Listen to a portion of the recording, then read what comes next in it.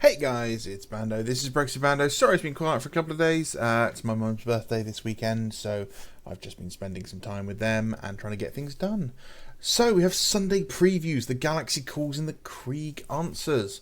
It's the release or the pre-order of all the rest of the Krieg range, and we'll start off here with the Codex. And we've got new Codex art featuring the Krieg and a special edition with a Commissar. Now, I have to say, I'm not a big fan of how Commissars are becoming such a central thing to the Imperial Guard. They've always been a part of the Imperial Guard. I can't fault that. What I mean is, Commissars always were just a part. They were just a unit. They were just a selectable choice, an HQ choice. But it really feels like Commissars are becoming kind of the main, not main focus, but like the character of the Guard. And I really don't find them that interesting anymore. I think it's because they've of all the book series, the two most popular Imperial Guard book series feature Commissars quite heavily, and yeah, I just never been a big fan of them. The art style for the regular Codex is okay, but it could be better. So we have the release of Lord Marshal Dreer on an absolutely stonking sized mount. I'm not a big fan of how big their mounts are. I think it's just because the old Krieg looked so good at their slightly smaller scale, where they were more closer to true 28mm, whereas these are moving into 32mm territory, and I think it just looks a bit too big. Then we have the Krieg Command Squad, which has definitely been a mixed bag for people. Some people really like it, other people can't stand it.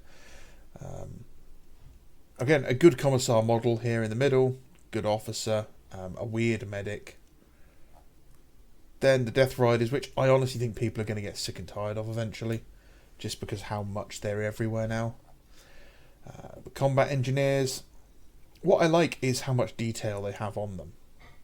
I like the really cool little tablet he's got and the cool shotguns.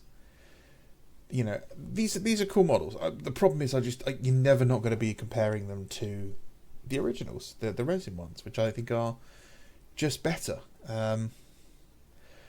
Looks like we're getting an actual Death Korps of Krieg squad for 40k, not just Kill Team. So that's some good news. This means these guys should drop in price a little, but I reckon they're probably going to lose that extra sprue, which will be a bit disappointing.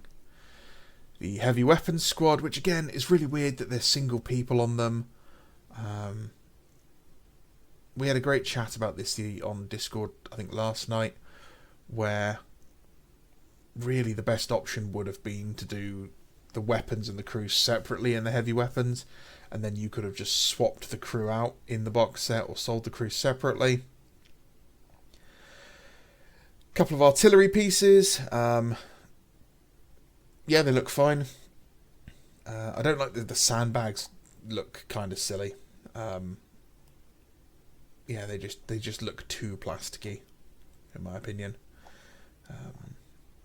And then this really weird combat patrol. I get two units of Rough Riders, Kuskrin, and a command squad. Yeah, this is not great. Really not great. I definitely think this is a box set that most people will skip, to be honest. Overpriced dice and cards. A quite cool looking, like, Crusade book. I like the artwork. Yeah, so there was the rumour that Chaos is about to seize and control the Nachman Gauntlet, and they'll be in charge of the passage between the two parts of the Imperium. Um, 15 missions is good. The problem with these is these books are always far too expensive for what they actually offer. Another special edition for the Space Sharks. I like the style. The problem is Black Library keeps changing their style, and it's impossible to collect a series of books in the same style before they've started changing the style again. And it's such a pain in the backside because you want your books to all match. Re-release a Double Eagle with a definitely interesting cover. Yeah. Interceptor City.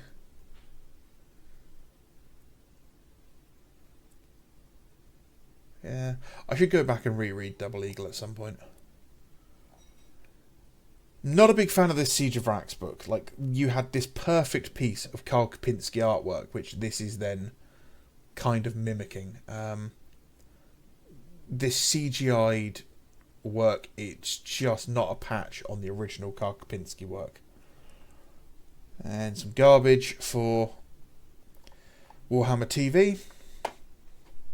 Oh look, and delays for Japan. It wouldn't be a Sunday pre-order without delays to some country, would it? I don't know. None of it really particularly interests me. I'm not getting excited for any of it. I'm a little burnt out, to be honest, on Games Workshop's 40k antics. I just think this is all a bit meh. Yeah. On the flip side, Molotov Kraken, who is a member of the community, has started his own YouTube channel and dropped a very in-depth look at the history of these two female space warriors, and he's done a very, very good video. Lots and lots of research. Molly has been one of those people that really goes out of his way to do like proper in-depth research into older stuff, so I recommend giving him a look. Definitely go check that out. It's just Molotov Kraken, as you can see. So yeah, that's it. That's all I've got to say. There's not really much going on at the moment. Hopefully some news or some drama drops, or I can get some hobby work done, and I can share it with you next week, and we can keep this ball rolling. January was fantastic, and hopefully, February can be just as good. So thank you very much, guys. Have a great evening, and let's have a good week. Bye-bye.